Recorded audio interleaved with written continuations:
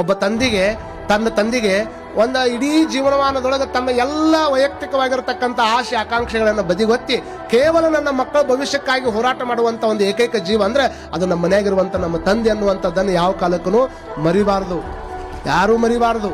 ಕಾರಣ ಏನು ಅಂತಂದ್ರೆ ನಮ್ಮ ಜೀವನದೊಳಗೆ ನಿಮಗೆಲ್ಲ ಗೊತ್ತಿರಲಿ, ಈಗ ಎಲ್ಲರೂ ಕಾಣ್ತಾರ, ಆದ್ರೆ ಒಬ್ಬೊಬ್ಬರಿಗೆ ಕಾಣೋದಿಲ್ಲ.